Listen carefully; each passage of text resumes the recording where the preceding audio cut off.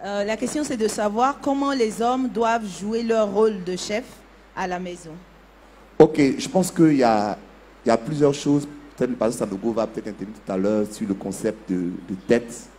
Mais moi, il y a une chose que je conseille toujours aux hommes. Et ça, on voit ça dans le monde chrétien. Il faut que ça change. J'entends des hommes qui disent que chez moi, c'est ma femme qui prie. Et les hommes, souvent, se laissent dépasser dans leur spiritualité par leur femme. Et je pense que ce n'est pas ça qui est normal. Parce que quand il y a eu toutes sortes de ministères de la femme dans l'Ancien Testament, mais il n'y a pas de femme sacrificateur. Le sacrificateur, c'est l'homme. C'est lui qui représente Dieu dans la maison. C'est lui qui doit recevoir la vision de Dieu. C'est lui qui doit recevoir la direction de Dieu. Il doit être en communion avec Dieu. Il faut que les hommes arrêtent de fuir leurs responsabilités. Il faut que les hommes deviennent des hommes spirituels, qui cherchent Dieu, qui ont la direction de Dieu, qui ont la vision de Dieu.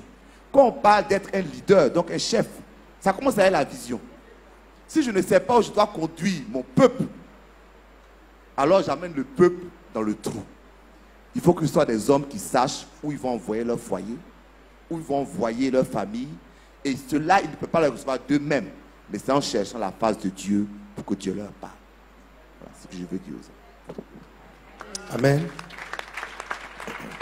Comme on dit, le Seigneur nous dit tout dans la parole. Une autre façon dont je définis l'amour que doit manifester la responsabilité de l'homme et la soumission de la femme. Le Seigneur, dans tous les passages, même dans le cas de l'homme comme de la femme, le centre étant l'autre. Marie, aimez vos femmes comme Christ a aimé l'Église et s'est donné pour elle. Et je précise, la dernière fois, j'ai donné un enseignement, on était sur le fait de neutraliser les malédictions. Et j'ai dit la phrase que Dieu a dite en disant femme, tes désirs se porteront vers ton mari, mais il dominera sur toi. Que cette déclaration-là n'est pas le fonctionnement normal de la famille. C'est une conséquence d'un péché. Au départ, l'homme ne dominait pas sur la femme et les désirs de la femme n'étaient pas centrés sur l'homme. Lis dans cette femme, on a l'impression que peut-être je suis en train de dire, ah, donc l'homme n'est pas le chef, parce qu'on a associé la notion de domination à la notion de chef. Ça n'a rien à voir. Jésus, parlant de cette domination dont il est question, dit, les rois de ce monde tyrannisent, c'est-à-dire, ils tyrannisent les autres, ils les maltraitent. En fait, les rois de ce monde, le terme domination, dans l'esprit du monde, c'est exploiter le plus faible. Alors, tout homme qui voit la femme comme un moyen d'assouvir ses besoins est hors du contexte de la parole de Dieu. Il n'est pas en train de marcher dans la parole du Seigneur. Jésus a dit, moi je suis votre chef. Mais qu'est-ce que je fais? Je suis en train de vous servir. Donc, le chef chez Jésus, ce n'est pas un dominateur. L'expression de domination est utilisée pas vis-à-vis de la femme. Au départ, Dieu dit à l'homme, soyez fécond, et puis vous allez dominer l'espèce animale. Malheureusement, la corruption et cette déclaration-là, qui concerne maintenant les païens, parce que Christ nous a racheté de la malédiction, alléluia, qui concerne les païens, qui concerne les gens qui ne connaissent pas le Seigneur. Quand on dit l'homme va dominer les animaux, en fait, il exploite les animaux. Il s'en sert pour se nourrir, pour se couvrir, pour l'aider à... En fait, il ne sert pas l'animal, mais c'est l'animal qui le sert. Et après le péché, voici un peu le type de relation. D'où la femme doit assouvir les besoins sexuels de l'homme. Donc les hommes, une fois qu'ils ont fini, ils sont tranquilles. Ils dorment. Est-ce qu'elle est contente? Ce n'est pas leur problème. Il vient à la maison, il regarde son match, c'est son plaisir. Elle doit faire en sorte qu'il ait ses cacahuètes devant et puis on le laisse tranquille. Voilà, ça c'est la domination.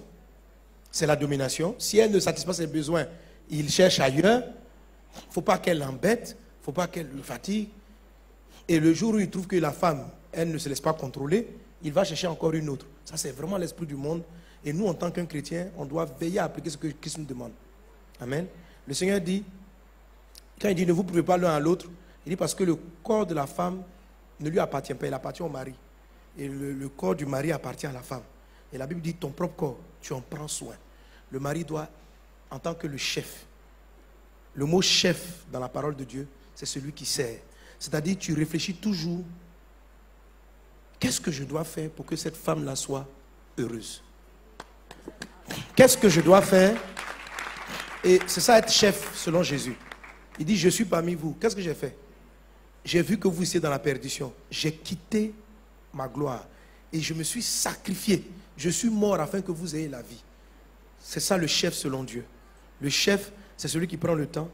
Qu'est-ce qu'elle ne comprend pas encore? Qu'est-ce qu'elle n'a pas? Et l'homme va chercher Dieu.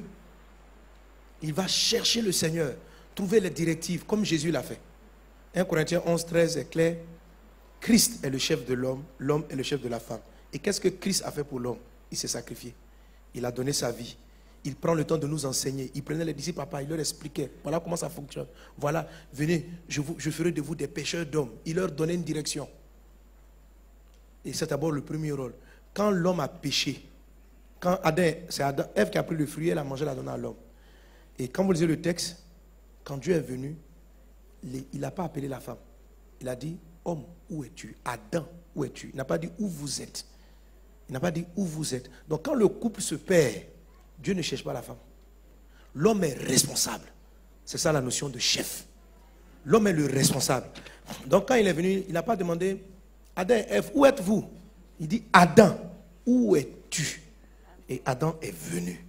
Quand le couple va mal, quand les enfants ont des problèmes, quand les choses ne vont pas, quand la femme n'est pas à l'aise, Dieu n'appelle pas la femme. Dieu appelle l'homme. Où es-tu? Comment ça se fait que ton foyer ne va pas ainsi? Comment ça se fait que les choses comme ça sont entrées dans ta maison? Pourquoi ta femme est rebelle? Pourquoi tes enfants sont rebelles? Si tu dis à Dieu, et la chute est arrivée de ce fait, du manque de responsabilité de l'homme, qu'est-ce qu'il a fait? Son erreur. Lorsqu'on a dit, comment tu sais que tu es nu? Est-ce que tu as mangé le fruit? Adam n'a pas assumé. Il a cherché à trouver le coupable. Oh, Dieu ne cherchait pas le coupable, Dieu cherchait le responsable. Il a dit, quand tu es un chef, tu es responsable de tout ce qui arrive dans ta maison. Et à ce titre, tu dois garder ta maison, tu dois veiller sur elle. Tu dois t'assurer que tes enfants aient tout. La femme va exécuter ça dans la pratique. Mais tu ne peux pas être indifférent à leur vie. Jésus gardait tellement les disciples qu'il a dit, Seigneur, je n'ai perdu aucune personne de ce que tu m'as donné, sauf celui qui était destiné à la perdition. Jésus était capable d'anticiper les attaques du diable. L'homme doit prier plus que sa femme. Oui.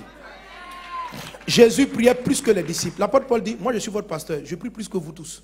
Un pasteur doit prier plus que ses brebis. Un père de famille doit prier plus que sa femme. Si ta femme prie plus que toi, il y a un problème. Si ta femme se réveille pendant que toi tu dors, elle se réveille à 4 heures, tu te réveilles à 5 heures, il y a un problème. Toi tu dois te lever à 3 heures avant elle et tu pries. Tu dois écouter Dieu. C'est ce que Jésus faisait. Les disciples se réveillaient le matin, disent où tu étais? Il dit, je suis parti prier. Et il dit, l'attitude que Christ avait, c'est pour nous les hommes un modèle. Amen. Est-ce que nous sommes responsables en tant qu'hommes? Nous sommes responsables. Dieu va nous toujours poser la question, où étais-tu quand telle ou telle chose s'est passée? Et l'erreur de Adam, et qui a entraîné le drame dans l'humanité, on lui demande où tu étais. Pourquoi tu as mangé le fruit? Il dit même pas oui.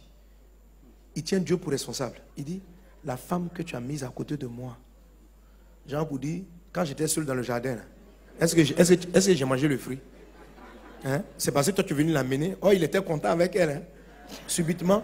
Et comme il n'a pas assumé sa part de responsabilité, Dieu a posé la question à la femme. En ce moment-là, l'homme venait de perdre quelque chose d'important. On demande à la femme, elle dit non, c'est le serpent. Elle aussi, elle a fui sa responsabilité. Et on est parti amener au serpent. Le serpent a assumé. Il n'a pas accusé que c'est Satan qui l'a possédé. Il dit c'est ça. C'est depuis lors que Satan a autant de pouvoir parce que c'est nous. Refuser sa part de responsabilité.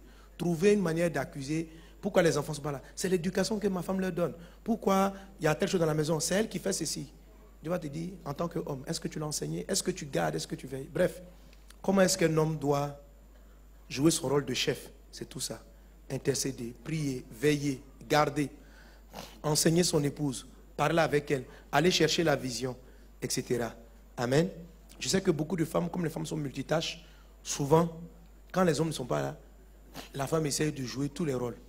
Et quelquefois, même lorsque l'homme est en train de revenir, elle ne veut plus laisser être chef. Il dit 1, elle dit 3.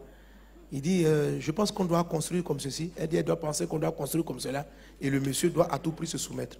Lorsqu'une femme ne sait plus d'écouter ce que le mari a reçu de Dieu, et elle a son propre programme, ça entraîne la chute. Toujours.